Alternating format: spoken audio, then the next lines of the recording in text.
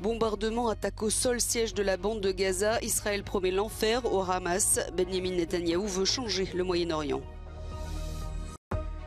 Au moins 260 jeunes festivaliers ont été tués samedi matin par des militants du Hamas. D'autres ont été enlevés. Les familles attendent encore d'avoir des nouvelles de leurs enfants. 3 jours après l'attaque d'envergure du Hamas sur Israël, la bande de Gaza est assiégée. Plus d'eau, plus d'électricité, plus rien. Les hôpitaux sont dépassés. L'inquiétude grandit parmi la communauté juive de France. Depuis samedi, une vingtaine de faits antisémites ont été recensés dans le pays. Bombardement de Gaza, attaque impitoyable contre les combattants du Hamas, siège féroce de toute la bande de Gaza. Ce que le Hamas va vivre sera difficile et terrible. Nous allons changer le Moyen-Orient, affirme le Premier ministre israélien Benjamin Netanyahou. La réponse israélienne à l'offensive massive des milices du Hamas se renforce. Les combats se sont poursuivis en Israël lundi, mais Tsahal voit plus loin. Et une fois de plus, les civils sont les victimes directes de ce conflit acharné qui dure depuis des décennies. Le bilan provisoire des morts ne cesse de s'alourdir. Plus de 800 Israéliens, en grande majorité des civils, et près de 600 Palestiniens ont été tués. Il y a des milliers de blessés et plus d'une centaine de citoyens et de soldats israéliens sont retenus en otage. Les roquettes des brigades Al-Qassam continuent de semer la panique dans les villes israéliennes. On assiste à des scènes inimaginables. Il y a quelques jours, le Hamas aurait tiré plus de 4000 roquettes, submergeant les défenses israéliennes et transperçant le réputé dôme de fer. La tension n'a pas tardé à monter à la frontière nord avec le Liban, où les milices du Hezbollah circulent librement. Les brigades Al-Quds, la branche militaire du djihad islamique, revendiquent la responsabilité de l'opération lancée dimanche à la frontière dans le sud du Liban. Ce lundi, l'armée israélienne affirme avoir tué 5 hommes armés qui ont tenté de pénétrer sur le territoire. La mission de paix de l'ONU dans la région a confirmé des explosions dans le sud-ouest du Liban. C'est une tragédie au cœur de la tragédie. Au moins 260 personnes ont été tuées alors qu'elles tentaient de s'échapper d'un festival de musique électronique à proximité de la bande de Gaza. Des militants du Hamas ont débarqué un peu après 6 heures du matin alors que les jeunes festivaliers étaient toujours en train de danser. Ils ont tiré au hasard et pris en otage un nombre indéterminé d'entre eux qui ont ensuite été ramenés dans l'enclave.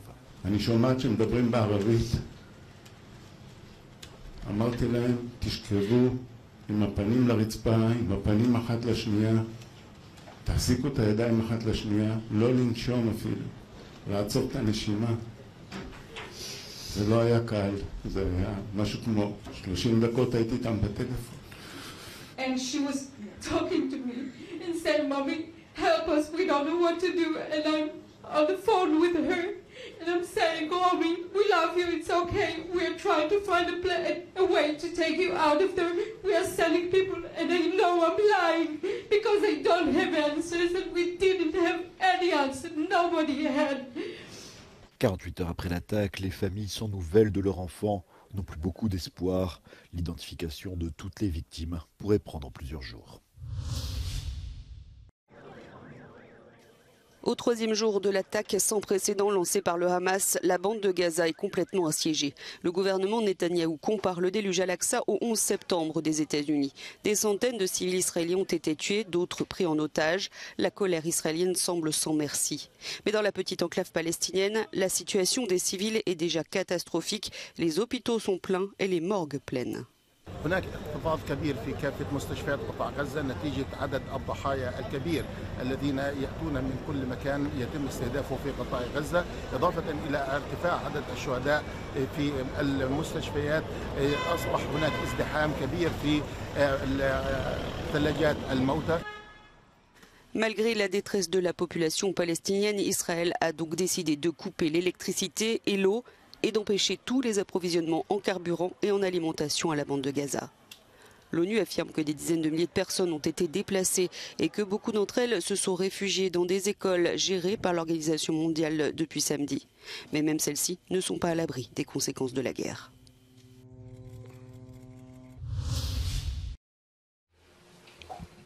Les réactions internationales se multiplient depuis l'attaque du Hamas contre Israël et la réplique de l'armée israélienne à Gaza. Dernière en date, celle du chef de la diplomatie russe Sergueï Lavrov, qui estime que la création d'un État palestinien est la solution la plus crédible. Il dit travailler avec la Ligue arabe pour une paix durable au Moyen-Orient. International reaction to Hamas's shocking offensive into Israel and Israeli massive bombardment of Gaza in response have been revealing the divisions and the distinct views of the conflict around the world. Statements from most Western capitals have been accusing Hamas of a, quote, terrorist attack, with the US, the UK, France and Italy all insisting on the line that Israel has the right to defend itself. None of those statements mentioned a recent escalation in Israeli settler violence, the tensions around Al-Aqsa Mosque, nor the hundreds of civilians killed in airstrikes in Gaza this year. Meanwhile, China, Turkey, the UAE and the African Union have all been urging de-escalation and a swift return to internationally backed peace talks. Many of these players also saying that they would be willing to ramp up diplomatic efforts to mediate the crisis and insisting that a two-state solution is the only way to guarantee lasting regional peace. Annelise Borges in Paris for Euronews. L'inquiétude grandit parmi la communauté juive de France depuis le début de la guerre entre Israël et le Hamas. Beaucoup craignent que le conflit s'exporte jusqu'en France. Le ministère de l'Intérieur a décidé de renforcer la sécurité autour des synagogues et des écoles juives avec une présence visible des forces de l'ordre. Le regain de violence qu'il y a là-bas, c'est une des raisons qui pousse les communautés à se taper dessus en France trop régulièrement, alors que très souvent c'est pour des mauvaises raisons et pour des choses qui n'ont rien à voir. Dès qu'Israël répliquera violemment, et ça ne saurait tarder, il y aura automatiquement une explosion des banlieues et qu'il y aura beaucoup de problèmes de sécurité en France. Ça me paraît logique. Toucher un juif, c'est toucher toute la République, a assuré lundi le ministre de l'Intérieur Gérald Darmanin. Selon Place Beauvau, depuis samedi, une vingtaine de faits antisémites ont été recensés en France. 10 personnes ont été interpellées.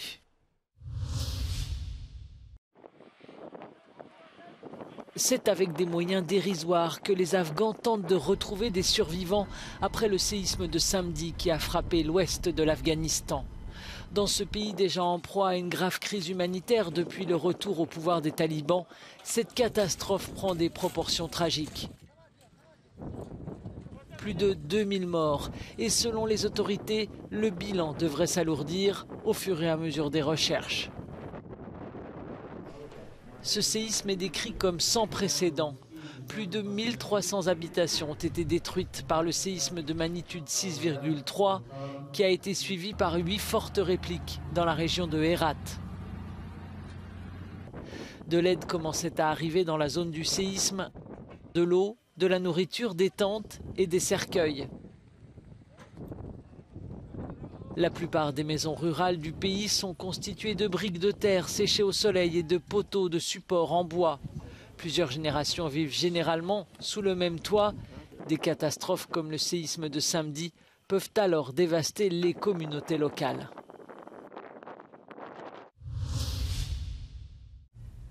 « 20 membres des forces kurdes en Syrie ont été tués et des dizaines blessés ce lundi à l'aube dans un nouveau raid de la Turquie.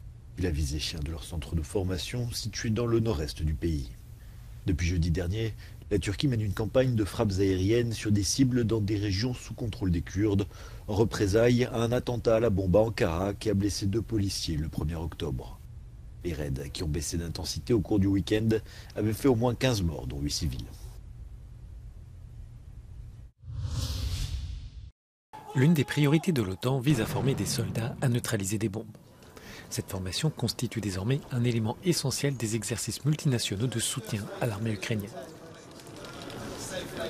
La neutralisation des explosifs et munitions, ou NEDEX dans le jargon de l'Alliance, implique la localisation, l'identification, la sécurisation et l'élimination de ces appareils conventionnels, chimiques et biologiques qui n'ont pas sauté.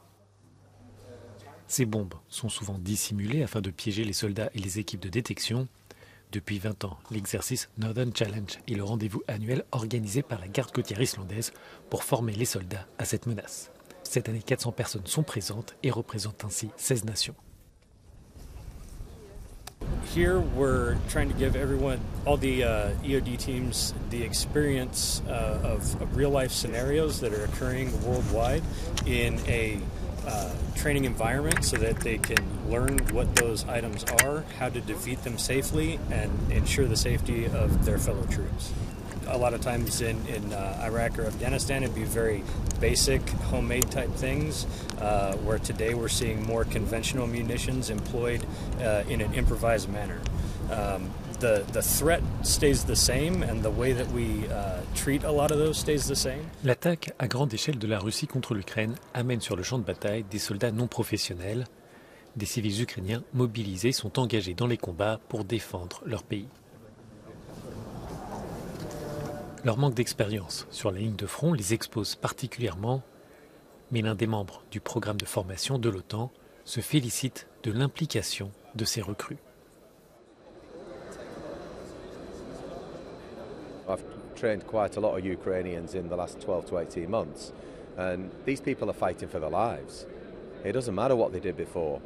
They think way differently than we do. We're preparing for something. They're fighting for their lives. Their willingness and desire to learn as quick as they can so that they can go back home and either save lives, protect lives, or ultimately push Russia back out of their country. You know, there's no greater impetus than that. Les ministres de la Défense de l'OTAN se retrouveront cette semaine à Bruxelles. Ils s'entretiendront avec leur nouvel homologue ukrainien nommé début septembre.